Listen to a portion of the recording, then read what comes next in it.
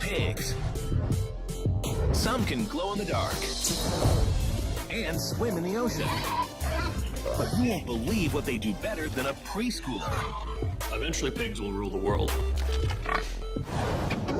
Plus, wolves.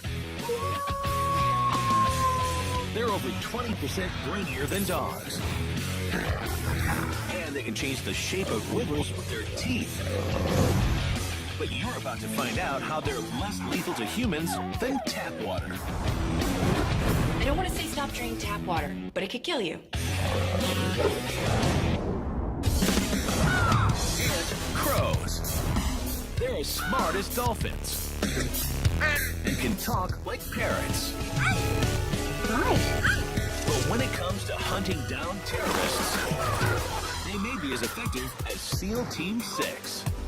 They're not just paying attention to a few dangerous people, but they've got a whole network of people.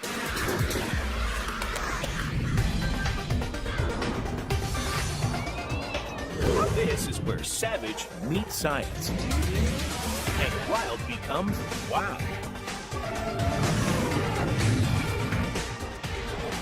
This is Ultimate Animals. They can detect smells buried 2 stories underground. They can make sounds almost as loud as a jet engine. They've been known to weigh more than a 1969 Volkswagen Bug. And some can even glow in the dark. They snort. They squeal. And they're on every continent but Antarctica. They're pigs.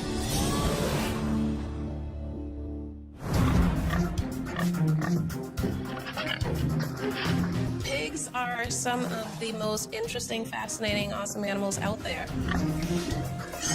They're incredibly clever, they're incredibly fast, they're curious, they're fun, they're great animals. But a lot of people don't see swine for the amazing animals that they are. So we're about to put pigs through a series of challenges.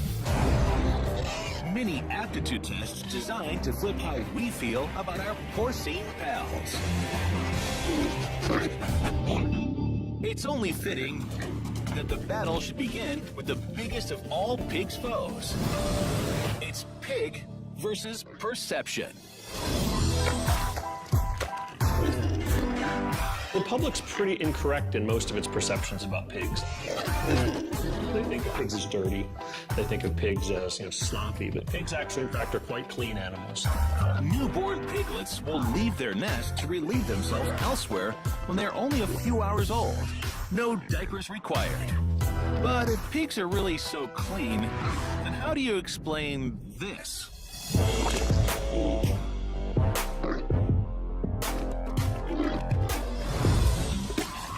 It's not because they like to be dirty, it's because mud helps keep them cool. Which leads to something else we have wrong about pigs. Ever uttered the phrase, sweats like a pig? Well, here's why that makes no sense. Humans have about 2 to 5 million functional sweat glands under our skin. Chimpanzees between 2 and 500,000. And the pig? 0. And Then what about the phrase, eats like a pig?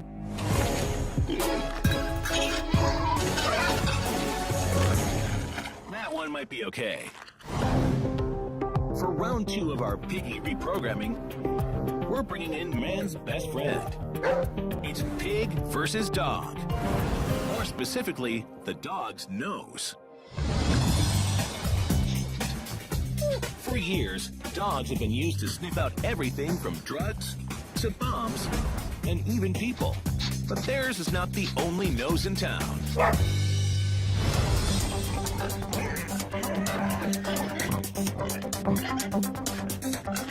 Pigs can detect smells from up to 7 miles away and may be able to pick up odors as far as 25 feet underground.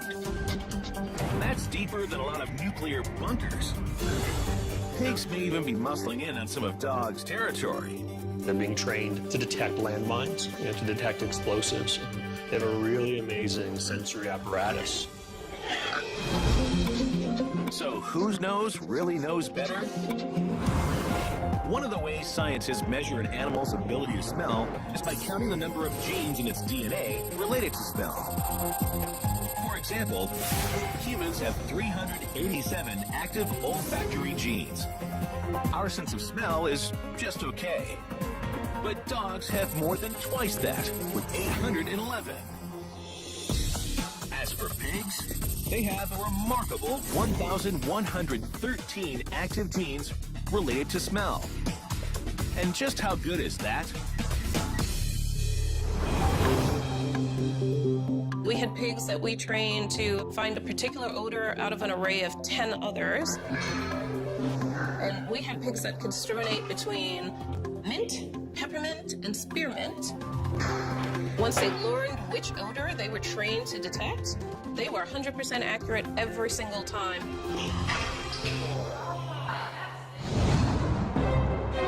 So the winner of round 2? I tell you what, pigs are dogs. Pigs are dogs. I'm picking a pig.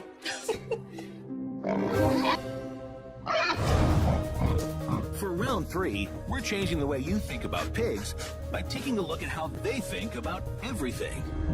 It's a test of mental prowess. Pigs versus kids. According to some studies, pigs are the 4th smartest creatures in the animal kingdom, ranking only behind dolphins, chimps, and elephants. But how do they stack up against humans?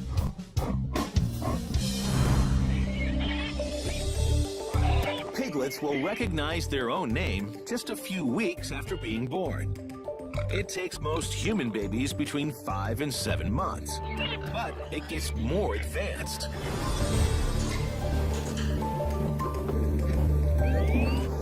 One of the things that I had to do for my PhD research was to teach pigs how to use computer tasks. Watch the screen. So in fact, we put pigs on a computer task that at that point in time was used to train non-human primates, rhesus monkeys, chimpanzees, and so on. Just to see if they could even get the concept of operating a joystick that moved a cursor on a screen. You watching the screen?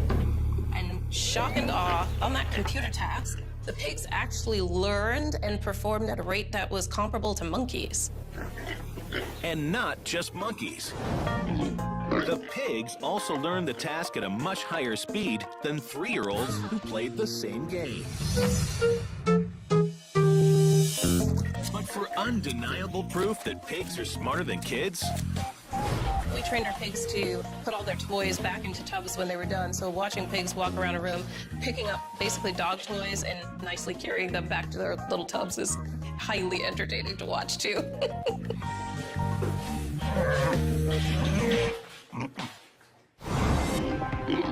if that doesn't change the way pigs are perceived, consider this. They've been saving human lives for decades. And for round 4, pigs are taking on human diseases.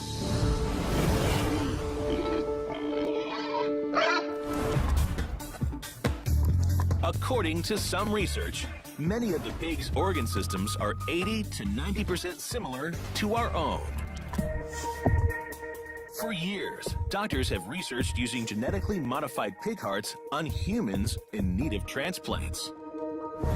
While primates are more closely related to us, adult pig hearts are closer in size to our own, carry a lower risk of infection than other primate hearts, and can likely be transplanted regardless of blood type. And it's not just a theory. Researchers recently transplanted a heart from a genetically modified pig into a baboon. The next step will be pig to human. If successful, it could save up to 1,000 lives in the U.S. every year. But lately, scientists have been illuminating the pig's life-saving abilities like never before. Meet the pigs that glow in the dark. In 2005, researchers at the National Taiwan University injected pig embryos with bioluminescent DNA from jellyfish. The results? The world's first fully glowing pigs. Scientists are developing methods for extracting green glowing stem cells from these pigs to use for tracing diseases inside the human body, without the need for biopsies or other invasive procedures. Pigs haven't always been used with such sophistication. In the not-so-distant past, pigs were used as instruments of war, squaring off against other armored animals. Can you guess which of these other animals the pig has had to face on the battlefield? Is it A, tigers, B, elephants, or C, lions?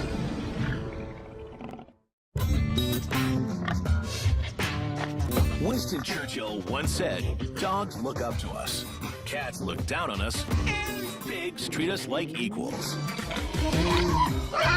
To return the favor, we're putting the pig through a series of challenges designed to change how we think about these amazing animals. But first,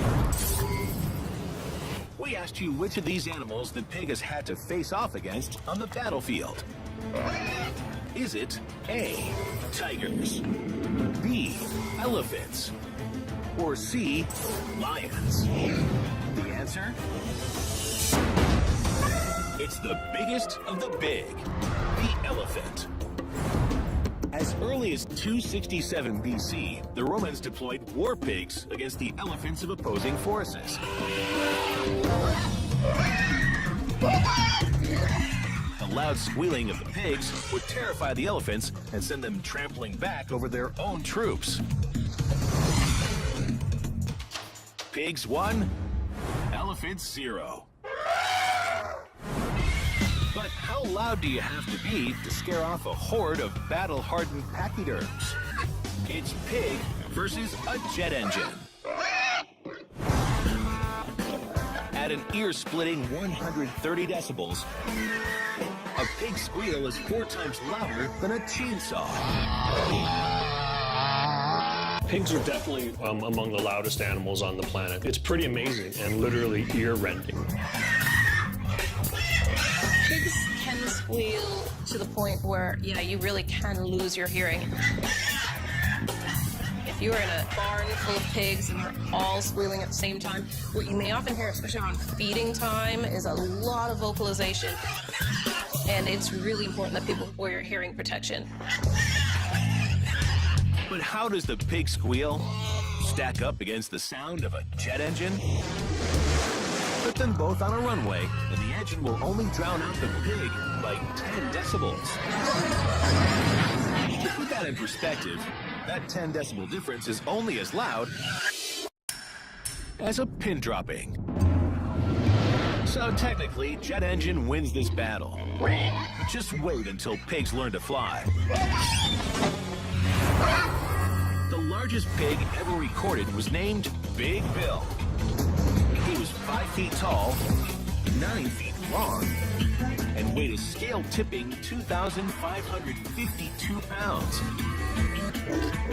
That's 700 pounds heavier than a 1969 Volkswagen Bug. Bill's size was definitely the exception. much to the relief of pig moms everywhere. Especially since pigs are the most prolific large mammals on Earth, with the average litter size equaling about 12 piglets. The biggest litter on record was 37 piglets.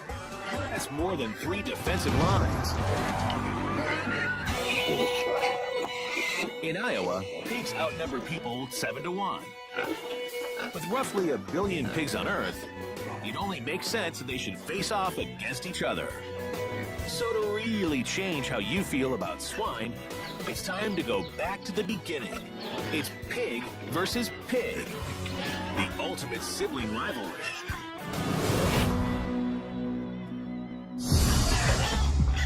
The fighting starts on day 1. Pigs establish hierarchies very, very early on in life, and what's really cool and interesting about them that many people might not know is when they come out, piglets actually pick a teat and keep it and defend it virtually for their entire time that they're with their moms.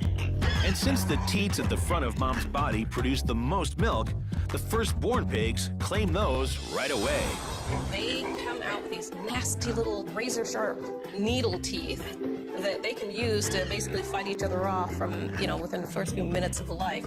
It's sad to be the back end of the litter because, 1, odds are you're not going to get a whole lot of milk, and 2, you're probably going to stay small relative to your siblings. Little sisters never get any respect. If all of these challenges haven't changed the way you think about pigs, maybe it's time to take a trip to Pig Island in the Bahamas. Somewhere along the way, someone brought a few pigs to the island. Now they call it home. These guys learn that if they swim out, they get close to boats, people throw food at them. It just shows how clever pigs are. Pigs in paradise. They can solve puzzles better than some 5-year-old children. They hold funerals for their dead. They were part of the hunt for Osama bin Laden. They may just be the smartest birds in the world. Hello. Hello. Hello. Hello. And they live in our own backyards.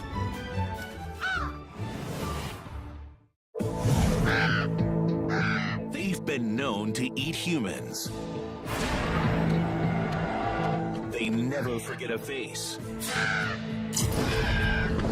And they've been trained to go to war. They're ravens and crows.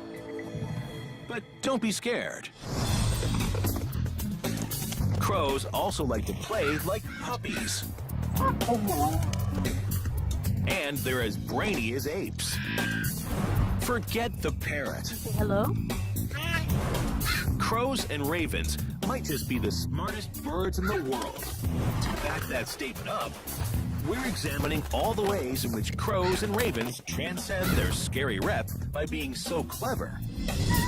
And it all starts with this. Crows are smart enough to tell you off. No, right? Your ears do not deceive. Hello. Hello. Crows and ravens really can speak. And while Edgar Allan Poe turned talking blackbirds into something scary, the reality? I love you. When you raise captive crows, occasionally they will mimic people's voice. And often they only talk to one person. They're actually paying attention and trying to communicate, usually with a specific individual. Pet crows are said to get their owners' names in the form of specific sounds they only use around that person. I know, right? But in the wild, crows have their own unique way of communicating. And their language may be richer than anyone ever realized. We know that crows and ravens have an extremely varied vocabulary and a very rich vocabulary with some calls that have very specific meanings. Crows even seem to have their own accents and regional dialects.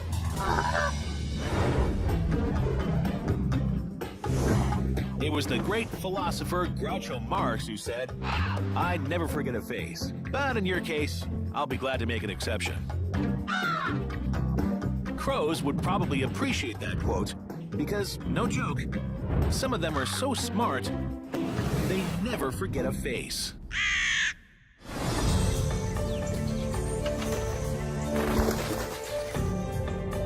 In a first-of-its-kind study, University of Washington professor John Marsloff wanted to see if crows could recognize individual human faces. Or at least, human face masks. In Marsloff's experiment, researchers wore a mask designated as a dangerous face while trapping and tagging just 7 crows. They are fearful, they are stressed out, they are thinking they're going to die. The crows were then released, and to Marsloff's surprise, over 3 years later, the crows still freak out when they see the dangerous face, even if it's disguised with a hat.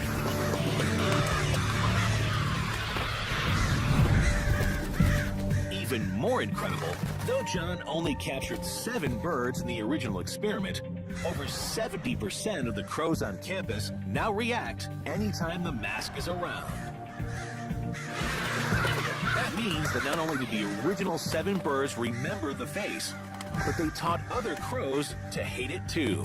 I mean, it's like a culture has developed on our campus to hate this particular guy, this caveman. The alarm calling has increased in intensity over time. It has not faded.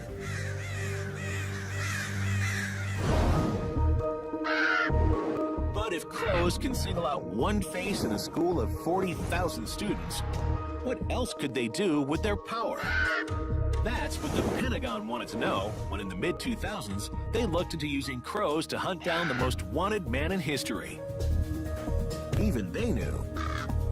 Crows are smart enough to hunt Osama bin Laden.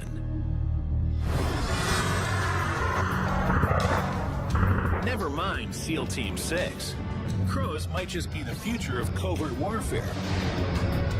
When the wars in Afghanistan and Iraq were in full swing, the U.S. military funded research into using a network of spy crows to find soldiers missing in action by studying pictures of their faces. But it didn't stop there. Based on John Marsloff's research at the University of Washington, the government actually looked into whether they could be helpful in finding Osama bin Laden. If they could train local crows to hate bin Laden's face, like the campus crows hated Marsloff's mask, the angry birds might be able to confirm his location. So did crows and ravens have a part in capturing bin Laden in 2011? That's top secret. And this time, the crows aren't talking. For centuries, it was believed that true intelligent thought could only exist in mammalian brains. But in 2013, German neuroscientists discovered something strange in the crow's brain. Something that could lead to some incredible human advancements. Could what we know about the crow's brain help us, A, talk to aliens, B, create autonomous drones, or C, look through walls with our phones? Plus, find out what makes some crows smarter than chimps.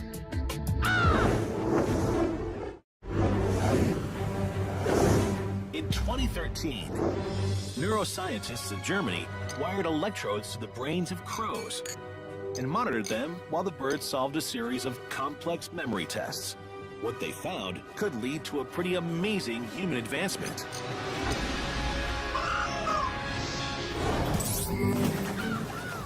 We asked you what that advancement might be. By studying a crow's brain, could we learn to A, talk to aliens, B, create autonomous drones, or C, look through walls with our phones? As far out as it sounds, the answer is A. If aliens exist, crows might help us learn to communicate with them. The key is the bird's brain, which is the closest thing to alien intelligence that we know of. When us mammals are trying to reason something out, we use our prefrontal cortex. Birds have no prefrontal cortex. Their seat of reason is in a completely different part of the brain. known as the Nidopallium caudolateral. Based on the German study, some people believe understanding how a brain so different than our own works could help us communicate with future visitors. Or at least build smarter scarecrows. As long as we're comparing brains in relation to the size of their bodies, crow and raven brains are about the same size as those of great apes. And just like these intelligent primates, the blackbirds can use tools. They may be better at it than any chimp. This is the New Caledonian crow.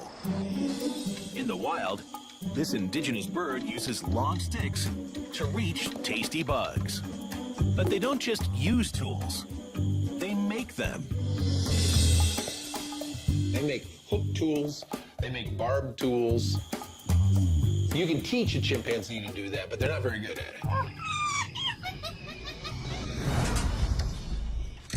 Here, a crow named Betty tries to retrieve a little basket of food. But all she has is a straight piece of wire.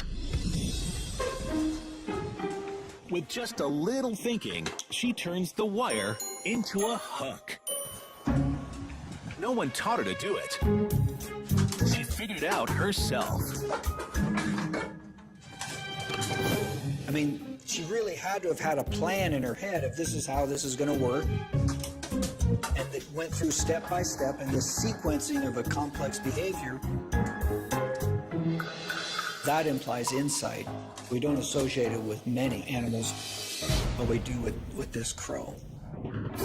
Betty is currently earning a degree in IT tech repair. If crows are so smart, then why do so many people still look at them as symbols of fear?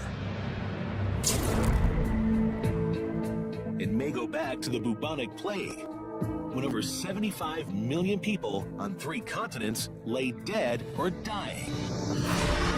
There are no vultures in Northern Europe, so it's the crows and ravens that ate the dead. You'd have a crow or raven come right onto your deck and eat a piece of bread, and 2 minutes later it could be eating your neighbor who happened to have died from the plague. But crows have come a long way since then. Today, if they want to grab a meal, it's a little easier, because when it comes to getting food, crows and ravens are regular Einsteins. In just one 4-month breeding season, a small family of crows can eat over 40,000 bugs. That's more than the entire population of Moscow, Idaho, in bugs. But it's not all grubs and worms for crows. They also like to eat what we eat.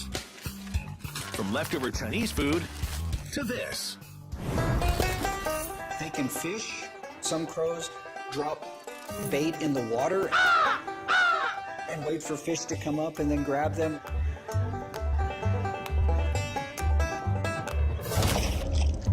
Bon appetit! A taste for the finer things in life isn't the only way crows are like us. After a hard day's work, they like to cut loose too.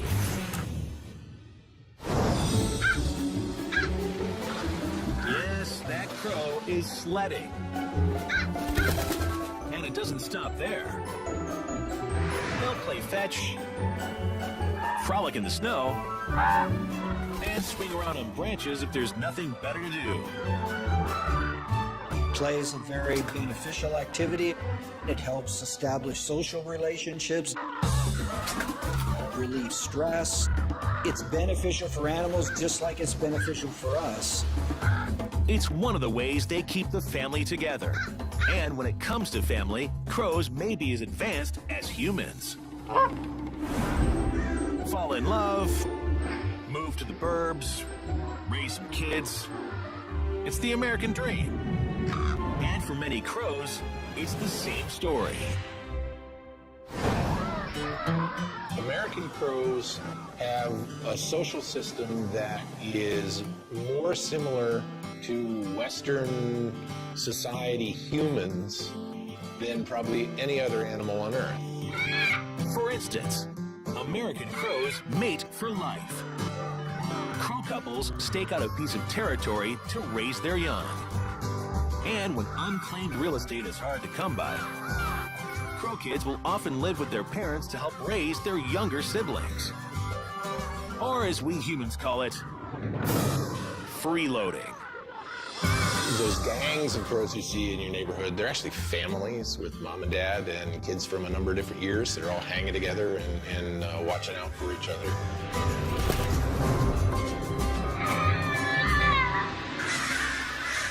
And they really come together when there's a death in the family. Because when it comes to the end, crows and ravens may actually hold funerals for their dead.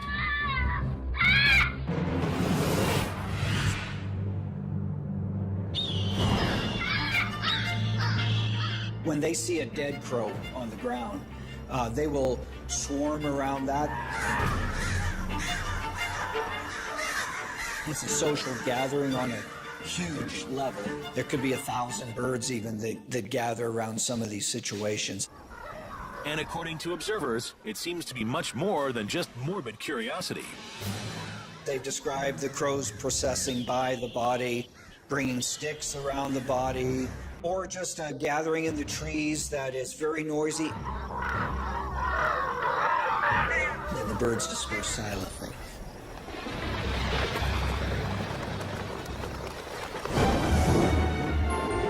So maybe it's time we all pay our respects to the brainy birds in our backyard.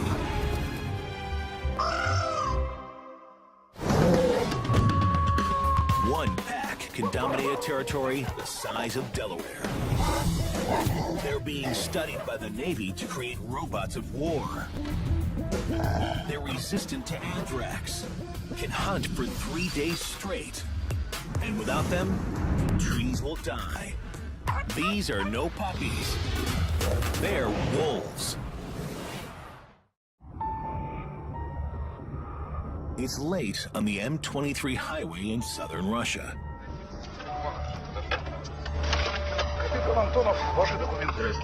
Traffic cops stop a man with a burnt-out headlight. The officer is prepared to let the driver go with a warning, but then he gets a warning of his own. Something is stirring in the shadows.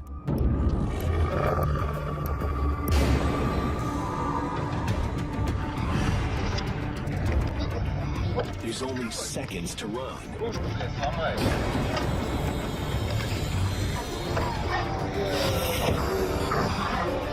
The wolves are coming.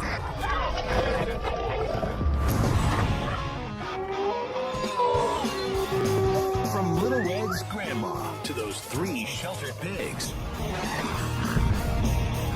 we've learned to fear the big bad wolf.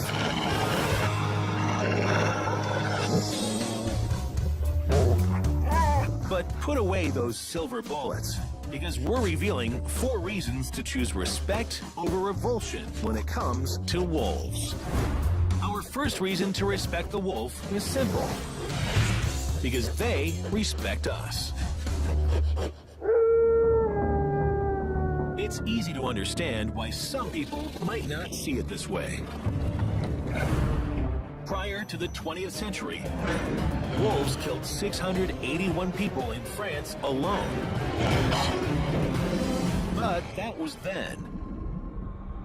In North America, there have been only 2 fatal wolf attacks in the past 100 years. To put that in perspective, in the U.S. alone, roughly 20 people are killed every year by cows. 100 people are killed annually by scalding tap water. That means your average faucet kills 98 more people in 1 year than wolves have killed in an entire century.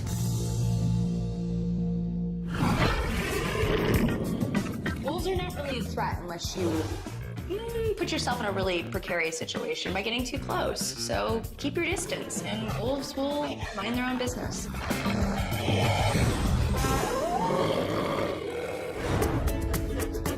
Whether it's the jumping Jack Russell or a bounding black lab, all domestic dogs come from gray wolves. Even now, there's only a 0.2% difference between the DNA of a domestic dog and a gray wolf. But it's a mistake to treat these predators like puppies. Because contrary to what some people believe, wolves deserve much more respect than that. To be fair, wolves may have started this misconception themselves. Wolves domesticated themselves to hang out with people so that they could get our garbage, our refuse, and our table scraps. The more docile wolf with the smaller teeth, the floppier ears, the shorter face, people would have tolerated them. And so over time, their noses have shrunk, their teeth have shrunk, their behavior has changed dramatically from wild wolves. Wolves in the wild have remained very much the same. They're not docile. They're not domesticated. They're not dogs. They're bigger, over 2 times bigger than the beefiest German Shepherd. They're smarter. Wolves' brains are up to 30% larger, making them too clever to train. Some researchers believe domestic dogs only ever develop to the mental stage of a 10 to 30-day-old wolf puppy. So, because of their cunning and unpredictability, it's probably a good thing that it's illegal in all 50 states to own a pure wolf as a pet. I don't know if I'd want a 180-pound badass killer living in my living room. Then again, tap water could kill me. Okay, maybe I'll get a wolf for Christmas. In January of 2013, the Sakha Republic of Siberia declared a state of emergency. An unprecedented super pack of over 400 wolves invaded a small town of 1,300 people. That's almost 1 wolf for every 3 residents. In just 4 days, the super pack killed 30 horses. Some believe the wolves were driven together because of a decline in their usual prey. And a giant pack like this is extremely rare. But the truth is, even small packs are something to be respected. In Alaska, one small pack of just 10 wolves controlled a territory of about 2,500 square miles for years. That's bigger than Delaware. Wolf packs are so good at hunting together, even the Department of Defense respects their force.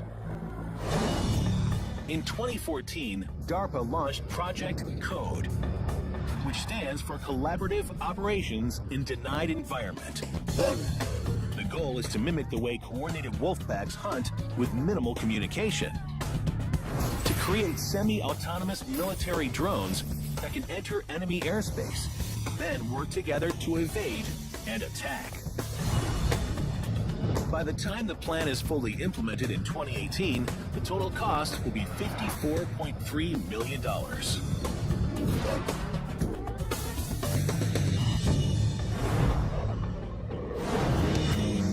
For years, researchers gave the leader in a wolf pack the title Alpha Wolf. It seemed to make sense.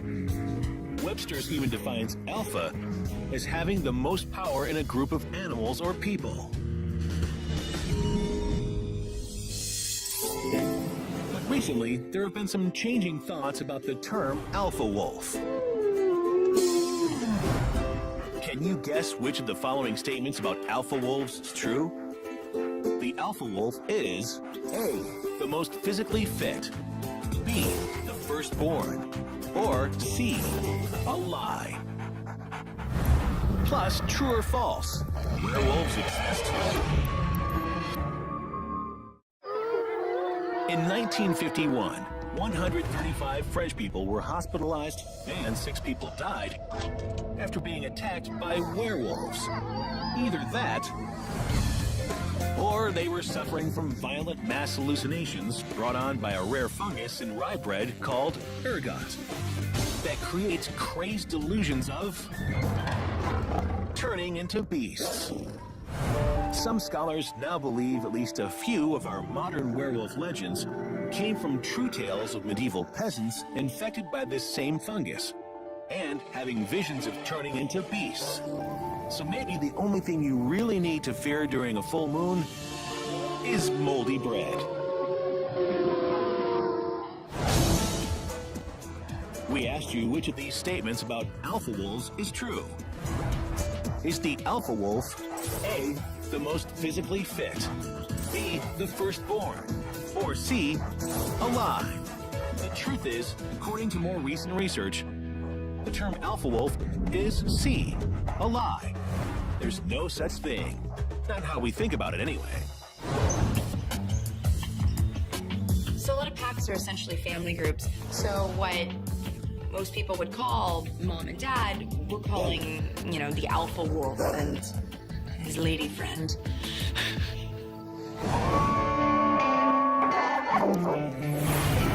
So they gave us dogs. What else are wolves good for? Even President Teddy Roosevelt, regarded as a hero to conservationists, famously called wolves a beast of waste and destruction. So, for our fourth and final reason to respect the wolf, we look at a world without them to see if it would really be a better place.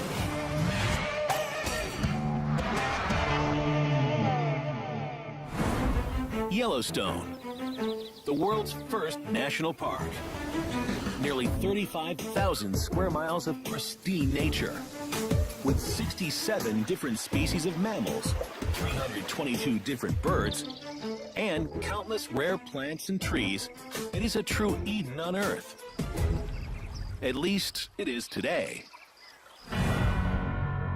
Between 1914 and 1926, under pressure from cattle and livestock industries, Congress allowed the last of Yellowstone's 136 wolves to be hunted into extinction. And then the unexpected happened. The land started changing. The trees began to disappear.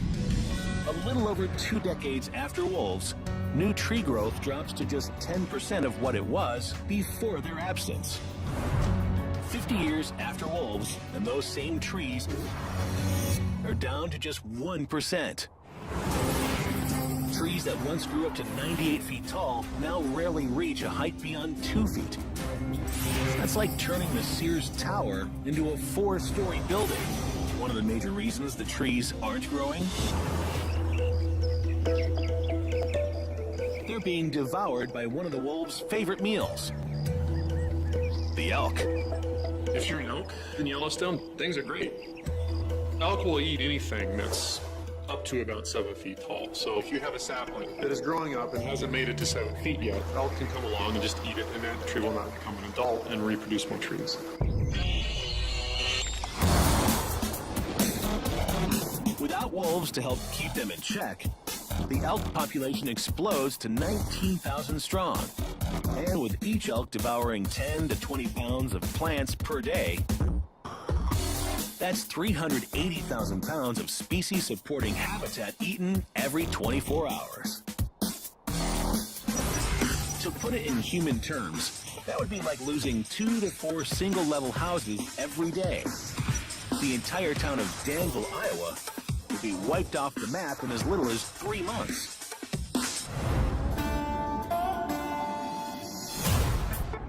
Riverbanks start to crumble without the roots of trees and plants to hold them together.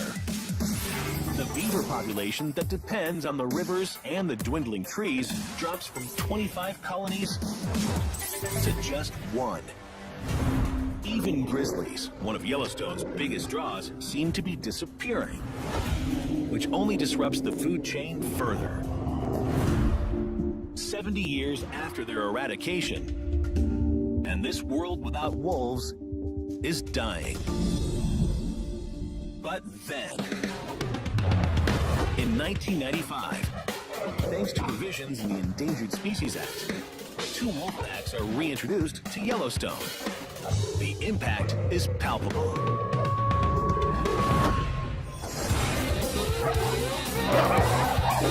In just a little over 10 years, elk populations dropped 50.3% to a more sustainable 7,000 heads.